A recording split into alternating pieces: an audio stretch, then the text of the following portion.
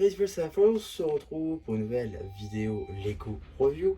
Aujourd'hui d'un set Lego Ninjago Dragon Rising saison 3, référence 71836, Arc Dragon of Focus, contenant 869 pièces, sorti le 1er mars 2025 au prix public de 99,99 €. On va tout de suite commencer cette review par les mini figurines. Juste ici, vous avez l'animation de Lloyd qui n'est pas exclusive à ce set. En effet, on la retrouve également dans le Thunderfang sorti le même jour, le 1er mars 2025. Voilà, c'est quand même une très belle pièce, hein. Finalement, ce qui la rend exclusive à la vague de mars, c'est effectivement l'épaulette. Effectivement, hein, toutes les autres chaînes de Lloyd disponibles dans la vague de janvier ne possédaient pas d'épaulette. Donc, ce qui fait qu'on la retrouve avec l'épaulette seulement dans la vague de mars. Mais sinon, le reste n'est pas du tout exclusif non plus. On retrouve le masque, le torse ainsi que les jambes dans la vague de janvier. Pour ce qui va être de la tête, c'est la tête Dragon Rising saison 1 classique. Mais c'est pas parce qu'on les a déjà vus que je vais vous empêcher de revoir les détails. Donc on a juste ici la première expression faciale de Lloyd, avec un Lloyd énervé ou très sérieux. À l'arrière, vous découvrez donc l'arrière du torse, ainsi que la seconde expression faciale avec sa fameuse visière, toujours non canon. En termes d'accessoires, un katana doré et son épée dorée à pompons qu'on retrouve depuis 2019 avec la saison 11. Juste ici, vous avez la mission de Kaijutron exclusive. En effet, avec l'épaulette, ça la rend exclusive à ce set. Néanmoins, tous ces éléments ont déjà été vus. L'épaulette est vue depuis juin 2024 avec la mission Devil Jay dans l'arène du tournoi des sources. Et pour ce qui est du reste de la mini-figurine, ce sera du janvier 2025. En effet, c'est trouvable notamment dans le temple 4+, ou encore dans le robot de la moto de la tempête de Kai, qui est, je crois, le set à 50 €. Le torse et les jambes est également disponible dans une encyclopédie, seulement en anglais, je crois, disponible sur Amazon. La tête, elle, c'est la même depuis juin 2023. Donc on a juste ici la première expression faciale de Kai, avec donc son long sourire. Et à l'arrière, du coup, si je retourne la mission, vous avez l'arrière du torse forcément, ainsi que la seconde expression faciale avec cette visière, toujours pas canon. En termes d'accessoires, un petit katana doré. Juste ici, vous avez la mini-figurine de Storm Call. Effectivement, dans une figurine non exclusive, effectivement, Call apparaît également dans le Ninja Combo Robot, je sens ce nom, de Zane, sorti le 1er janvier 2025 au prix de 100 €. Également, donc même prix que pour ce set. Finalement, c'est le même prix, hein, que vous preniez l'un ou l'autre. Ça vous permet pas d'avoir Call pour moins cher. Néanmoins, je pense que ce set est plus intéressant que le robot, car vous avez quasi toutes les mêmes figurines que le robot si vous prenez les deux sets, c'est-à-dire Thunderfang et Lark Dragon. Donc voilà, je pense que c'est peut-être plus intéressant de ce niveau-là. Mais bon, ça, on revient à la mini-figurine de Call qui du coup possède ce nouveau moule de casque exclusif à 2025 pour l'heure, du coup qui n'est apparu que dans 2 sets. La tête, elle, est apparue un petit peu plus de fois car c'est une nouveauté juin 2023. Donc voilà, l'épaulette est issue de EVJ, sortie en juin 2024 cette fois-ci. Torse et jambes, c'est du janvier 2025. Pour ce qui va être des expressions faciales, on retrouve un Call très joyeux. Et de l'autre côté, on a un torse du coup que vous découvrez par l'arrière. Et on a également donc la fameuse expression faciale avec la visière, toujours pas canon. En termes d'accessoires, il aura le droit à 2 katanas dorés. Juste ici, vous avez la mission de Brazera qui est loin d'être une mission exclusive. Effectivement, on l'a déjà vu dans le Battle Pack de Zane sorti en janvier 2025 dans cette configuration exacte, effectivement sans épaulette. Si on rajoute l'épaulette, qui peut aussi être retrouvée sur la mission de Groot dans les 7 Guardians of the Galaxy 3, cette mini-figurine donc avec épaulette peut être retrouvée dans plein de sets de 2024 en comptant par exemple, hein, c'est juste comme ça, on peut retrouver dans la ville au tournoi, dans le robot climber, dans le dragon source du mouvement, en tout cas une figurine qui est loin d'être exclusive. On la retrouve là encore dans la vague de juin 2025. C'est pour dire à quel point cette figurine on va la revoir, donc c'est loin d'être une nouveauté. Les cheveux étaient un tout nouveau moule, le torse et les jambes étaient également une toute nouvelle impression. La tête était issue de sa précédente version sortie en juin 2023. À l'arrière, on a une petite flamme tampographiée, plutôt sympathique. En termes d'accessoires, de Power Blast. Juste ici, vous avez la mission de Pixel, qui n'est pas une mission exclusive. Effectivement, on la retrouve également dans le robot combo de Zane, sorti en janvier 2025. Effectivement, c'est une nouveauté 2025, cette mini-figurine, avec quasi tout qui est nouveau, à l'exception des cheveux et de l'épaulette, reprise de sa version Evo notamment. La tête, le torse et les jambes, eux, sont des nouveautés, avec deux nouvelles expressions faciales, et un nouveau torse et de toutes nouvelles jambes, avec un tout nouveau code couleur, qui n'est pas sans rappeler celui de 2014 avec sa toute première apparition. En guise de seconde expression faciale, il aura une sorte de petit masque ou un foulard cybernétique, on peut imaginer cela. En tout cas, une très belle pièce. Là encore, l'arrière de la chaîne est plutôt pas mal, avec très beaucoup, c'est pas français mais pas grave, d'impression à l'arrière. En termes d'accessoires, un simple katana. Pour ce qui va être de la mini-chaîne de Zart, qui est pour l'heure une mini-chaîne exclusive, en effet, je m'explique, elle va réapparaître à 2 apparitions dans les 7 de juin 2025. Donc effectivement, ce sera des sets quand même quasi plus chers ou beaucoup moins chers. Effectivement, vendre tout, il me semble que ça va être du 45 €. Et pour ce qui va être du Bounty, on sera sur du 200 €. Donc voilà, vous aurez un petit peu de tous les prix pour obtenir Zart. En tout cas, on est sur une mini-chaîne qui pour l'heure est exclusive, avec un tout nouveau moule pour le chapeau, une très belle pièce. Également une toute nouvelle pièce pour ce qui va être de la tête. Alors non, on n'est pas sur un nouveau moule, mais on est quand même sur de toutes nouvelles impressions, avec une seule expression faciale. Donc là, c'est quand même plutôt sympathique. On a également un tout nouveau torse et une pièce de robe pour ce qui va être de ses jambes, avec un motif qui se continue comme sur l'un que sur l'autre. Donc c'est quand même plutôt sympathique. On a également à l'arrière le logo des 5 vanilles. En termes d'accessoires, on retrouve une sorte de nunchaku avec une lame ou en tout cas une griffe en son bout. Donc voilà, assez simple en termes d'accessoires, qui reprend d'ailleurs le manche qui est utilisé sur quasi tous les accessoires de tous les 5 vanilles. Juste ici, vous avez une mini-chaîne de Drix qui effectivement est une mini-chaîne exclusive. Effectivement, pour essayer de se dire que c'est la même version que sa version du Battle Pack sorti en janvier, mais non, car les épaulettes n'étaient pas les mêmes. Effectivement, ici vous avez les épaulettes qui ne sont pas nouvelles, je tiens à le dire, les épaulettes de race dans le pack de toupies sorti en janvier 2025. Ce qui fait que la version du Battle Pack, lui, possédait les épaulettes de race du tournoi des sources, en argenté donc, et non pas en noir, comme sur cette version. Donc voilà, ça fait une petite variante de Drix en plus. Pour les collectionneurs qui aiment bien tous les petits détails, un petit peu dommage quand même. Le chapeau du coup debout en noir, qui était une nouveauté janvier 2025, fait son retour. De même pour cette tête de Drix absolument monstrueuse, mais qui, de par ses détails, est quand même magnifique. On retrouve également un torse et des jambes avec une impression monstrueusement belle.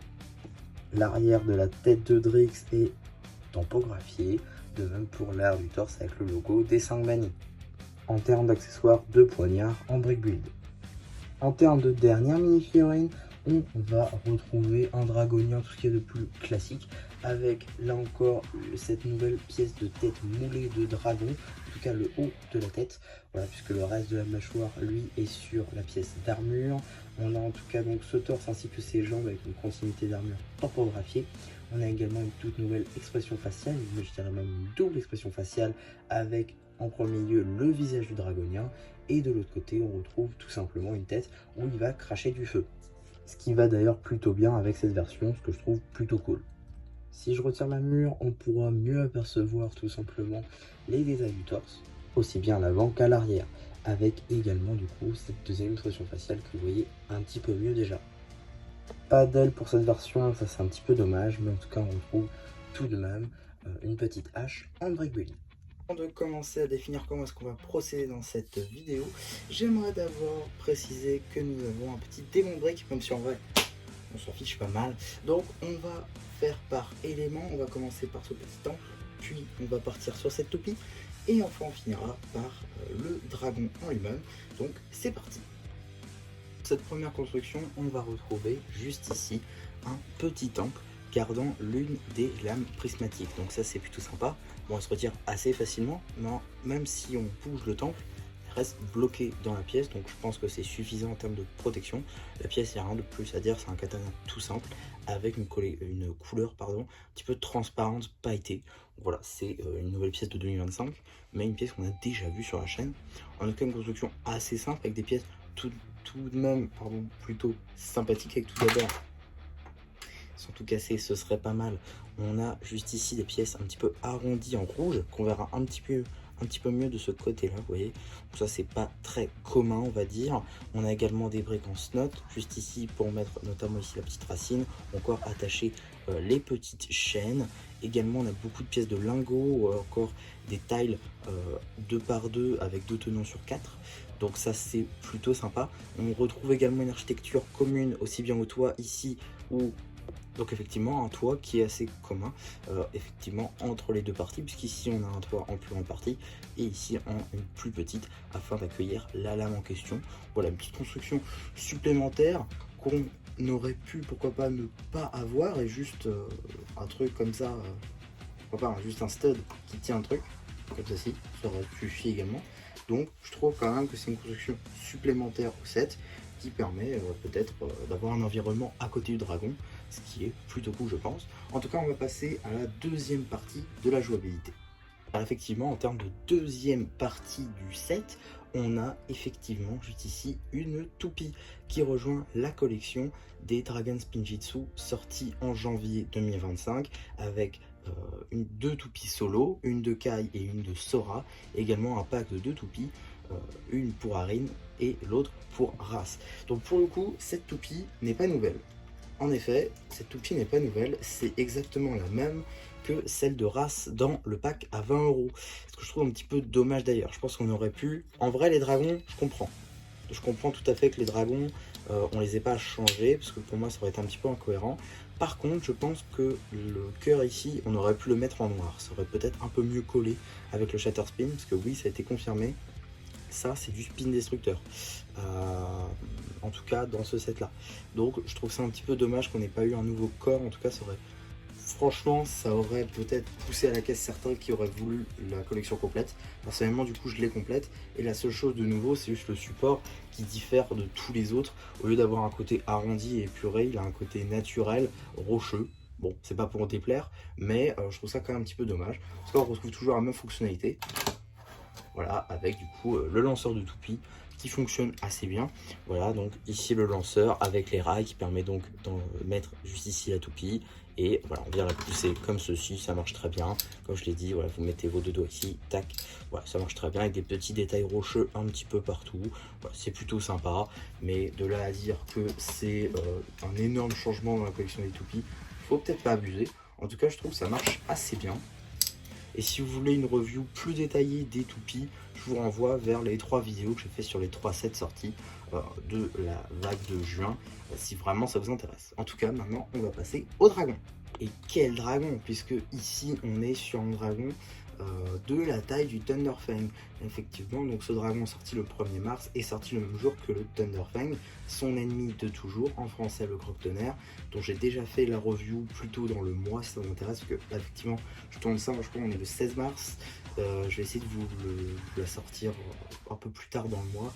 J'ai beaucoup de grosses vidéos que je dois absolument sortir, du coup c'est un petit peu compliqué de vous trouver un petit endroit où la glisser, mais je vais essayer de faire tout ce que je peux pour la sortir en mars. Pardon, donc du coup, juste ici, on a la Dragon Focus qui fait exactement la même taille en termes d'auteur que Thunderfang, donc ça peut vous donner une idée, pourquoi pas, et c'est surtout une volonté, je pense, qu'ils soient à la même échelle, c'est parce que ces deux ennemis dans la série, c'est forcément prévu de vous faire dépenser 175 € pour pouvoir avoir les deux à côté. Bah ouais, c'est le but, donc c'est plutôt ingénieux, je trouve, puisque vu qu'ils font la même taille et que ce sont forcément des ennemis, et si vous avez vu la série, vous allez forcément vous dire j'ai besoin des deux sur mon étagère en plein combat, donc c'est plutôt cool de l'avoir fait à la même échelle. En tout cas, on va pas s'arrêter là-dessus puisqu'il y a quand même pas mal de choses à dire sur ce dragon, parce que c'est pas n'importe quel dragon, c'est un dragon avec 2 têtes. Effectivement, c'est pas très commun, on a déjà eu à 4 têtes dans la gamme Ninjago à plusieurs reprises, notamment avec l'Ultra Dragon, aussi bien sa version originale que sa version Legacy, ou encore l'Ultra Dragon doré qu'on a eu pour la gamme cristallisée en 2022. Mais là, cette fois-ci, on a un dragon à 2 têtes. Chose qui, je crois, n'a jamais été le cas avant dans la gamme Ninjago, ou même dans toute autre gamme. Donc c'est plutôt sympa, je trouve, et c'est un vrai vent de fraîcheur, si je puis dire, dans la gamme. En tout cas, on va retrouver pas mal de choses. Tout d'abord, du coup, les têtes. Alors, les têtes sont reprises de la gamme Evo et cristallisées. Je l'explique. La tête juste ici, avec le côté un petit peu bleuté, ça c'est repris de la gamme cristallisé du coup en 2022 sur l'Ultra Dragon ou encore le Jet de Zane par exemple qui avait cette pièce là. Donc voilà, ça c'est plutôt intéressant. Les mâchoires elles sont également repris de ce dragon là comme celle-ci, cette fois-ci en violet. Par contre ça c'est une nouveauté, ce qui est je trouve plutôt sympathique. Je crois que ça n'a jamais été vu encore en violet, mais au pire vous me dire en commentaire si je me trompe là-dessus. En tout cas on peut voir qu'il y a un truc à côté yin yang, je m'explique. Juste ici, on a des cornes qui sont sur la même construction hein, que ici, sauf que là, elles sont inversées et là, elles sont vers le haut, ce qui est plutôt sympa. D'ailleurs, on retrouve encore des écailles sur les stickers, juste ici, violet et là, du beige. Voilà, donc là encore, les couleurs qui s'opposent. Et si je le tourne comme ceci, on peut apercevoir juste ici, je vais essayer de vous le rapprocher un petit peu, c'est quand même volumineux. Voilà, juste ici, on a un sticker Yin Yang, du coup, avec les deux dragons qui ne font qu'un finalement. Donc je trouve ça plutôt sympa ce côté-là, avec les deux couleurs qui s'opposent. En plus, il voit bien que c'est une bonne délimitation. Donc ça, c'est plutôt sympa. Alors un truc que vous voyez pointer vers vous, du coup, c'est cette petite boule bleue que je peux, à l'aide de ce système, envoyer valser comme ceci. Donc voilà, ça c'est plutôt sympa. Donc c'est cette pièce là hein, issue de la gamme Lego City pour tout ce qui va être pompier avec les jets d'eau.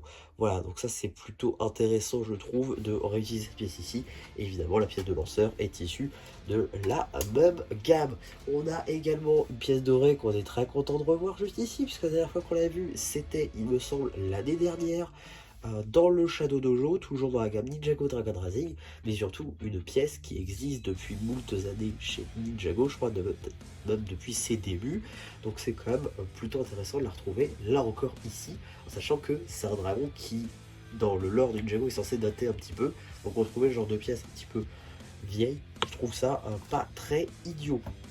En tout cas, on a ensuite une petite construction plutôt sympathique avec pas mal de détails plutôt sympa. Avec ici, voilà, on a des arrondis un petit peu partout, on a des pièces de bouclier pour faire les écailles. Là, ici, les patounes. Alors, petit point négatif pour ce petit set, ici, voilà, les patounes ne bougent pas, contrairement à là où on peut les mettre à peu près comme on veut. Voilà, même si c'est pas encore de la rotule, hein, c'est du clip. En tout cas, les pattes arrière ne bougent pas, ce qui est un petit peu dommage. Par contre, effectivement, les pattes à l'avant bougent. Alors je vois pas pourquoi, enfin je sais pas pourquoi en fait ils ont pas fait en sorte que les 4 pattes puissent bouger. Donc ce serait pas la première fois chez Lego que enfin je crois que d'ailleurs que c'est rare en fait que certaines pattes ne bougent pas à contrario d'autres. Je pense que c'est pour une question de stabilité ou de place aussi, ça peut s'expliquer. On a également une queue ici qui bouge avec une pièce d'accroche qu'on n'a pas l'habitude de voir, encore une fois que ce soit dans la gamme Ninjago ou chez Lego en général, ce qui est plutôt sympa. Le seul truc c'est que si on bouge un petit peu trop vite la queue, et ben cette partie là s'enlève assez facilement, voilà c'est pas très solide ici, du coup ça fait que tout ça, ça s'enlève assez facilement. Bon, ça c'est orientable, voilà, donc ça on peut faire un petit peu comme on veut, mais voilà, si on bouge un peu trop rapidement, alors, attendez. Bon, super. C'est quand je tourne que ça tombe pas. Enfin bref, pour avoir testé, peut-être dans de meilleures conditions, parce que c'est vrai que je suis un petit peu coincé, j'ai pas envie de tout faire tomber non plus. Ça tombe et donc c'est pas très pratique pour la jouabilité. Ok, on peut le remettre à chaque fois, bon, c'est un petit peu embêtant si on est coupé dans le jeu tout le temps. En tout cas, on a une fonctionnalité également très intéressante qui se situe juste ici. On peut orienter les ailes. Alors ça, pour le ranger, par exemple, dans une case, dans une étagère qui serait pas très large, c'est plutôt sympa. Bon, vous le voyez, comme ceci, ça a pas mal d'envergure. Donc voilà, ça peut pas se ranger partout. Mais du coup, ici, ça peut se ranger peut-être un peu plus facilement, ce que je trouve plutôt sympa. On retrouve également ici des petites pièces dorées, ouais, je vais un petit peu partout, des pièces dorées du coup, bon, j'arrive pas à l'en retirer. Alors ça pareil, je sais jamais, mais je pense que c'est du Evo. Ouais, c'est du Evo qui est réutilisé dans Dragon Racing, c'est pour ça que j'avais un doute. Donc voilà, c'est de la pièce Evo qui est réutilisée, donc pièce plutôt sympathique de retrouver ici, qui a le droit à plusieurs déclinaisons, plusieurs couleurs, il me semble en noir, en Sandblue pour Ryu, c'est l'arrière de Ryu, cette pièce-là. Enfin bref, plein de choses, plein de petites pièces plutôt sympathiques. On a également pas mal de stickers sur ce petit dragon. Vous avez vu déjà certains juste ici, ou vous en avez d'autres juste là, pour des petits détails d'armure, de protection pour notre cher dragon. C'est ici sur des pièces de bouclier doré que je n'avais jamais vu avant. Je ne sais pas si c'est une nouveauté ou pas. Ça c'est plutôt sympathique, on en a deux. On a également donc les écailles juste ici et d'autres écailles sur le haut de nos dragons. Et également à l'arrière, du coup, on a les bannières de notre dragon, je vous ai montré. Également, on a 3 selles, une derrière chaque tête et une ici pour s'asseoir. Peut-être pour justifier le côté des ailes qui bougent, potentiellement, on peut imaginer. Avec un système technique que je ne saurais décrire, puisque moi, le technique, ça fait 800. Et également, on a pas mal de pièces en plastique mou pour faire les ailes, tout simplement, avec ici les petits détails sur les jambes, voilà, qui sont plutôt bien maintenus. Alors j'ai juste peur que, selon comment on oriente la jambe, ça vieillisse très mal. Mais si vous touchez pas trop votre dragon à ces parties-là, je pense que ça devrait pas trop mal vieillir. Par contre, j'avais vu des choses revenir, comme quoi, juste ici, ça manquait peut-être de joints, tout simplement, pour, comme ici par exemple, là, les petites rotules pour les bloquer, ce que je comprends tout à fait. Simplement, c'est pas possible. Ça aurait pas été possible dans la mesure où la construction fait que c'est pas possible, et même la pièce n'a pas été faite pour ça. Donc faudra faire avec, malheureusement, sauf si vous voulez utiliser de la pâte à fixe dans vos sets. Personnellement, c'est pas trop mon truc d'utiliser de la pâte à fixe sur mes sets. Sur les figurines, ça me pose pas trop de problème si c'est en peu de quantité et si c'est vraiment nécessaire pour la curry à mort. Là, je pense que c'est pas trop nécessaire, et en plus, ça marche très bien sans, donc il n'y a pas vraiment de problème à ce niveau-là. Alors j'aimerais juste revenir sur petite polémique, on va dire, sur ce petit set dans la communauté Ninjago. Beaucoup de gens ont trouvé qu'il était trop cher, ou en tout cas que c'était un mauvais set. Honnêtement, après l'avoir construit, après en avoir fait la vidéo finalement, je pense que c'est vraiment le prix qui est un problème. Effectivement, je pense qu'il est un petit peu cher. 100 € pour moi, ça les vaut pas spécialement. Je vais pas mentir, je l'ai eu à beaucoup moins, c'est-à-dire 50. Donc c'est quand même pas mal, effectivement. 50 sans figurine, hein, je vous rassure, 50 € sans mini-figurine. Donc effectivement, ça permet d'avoir le dragon pour beaucoup moins cher que 100 €. Et finalement, aucune figurine n'est réellement exclusive. Alors oui, Zark est exclusif pour l'instant, mais il ne le sera plus dès les 7 de juin. Car effectivement, je crois qu'il revient dans 2 sets.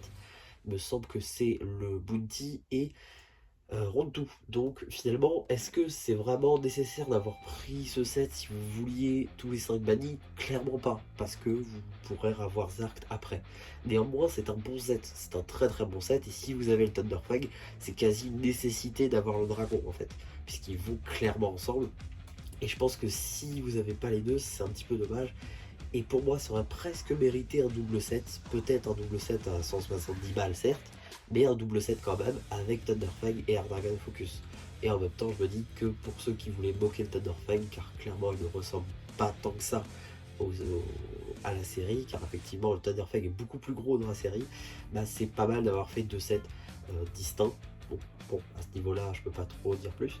En tout cas, je considère que c'est un très bon set, c'est juste qu'il est un peu trop cher. Et vous n'êtes pas obligé de vous remettre dessus dès sa sortie. Vous pouvez bien attendre quelques mois. Je pense qu'à Noël, il sera facilement trouvable à 75, voire 70, voire pourquoi pas 60 €. À 60 €, c'est une très très bonne affaire, c'est un très bon jouet. Et vu la dose de minifigurines qui est juste folle, bah, c'est un super set. Vous avez quand même un Lloyd, vous avez quand même un Kai, une Brazera, un Cole, une Pixel, un Drix, un Zark, du coup, qui est une magnifique figurine, même si techniquement je ne l'ai pas encore, mais je vois bien tous les détails qui sont là, avec des tout nouveaux moves et toutes nouvelles impressions. Et bon, un Dragonir, ça en a des tonnes normalement.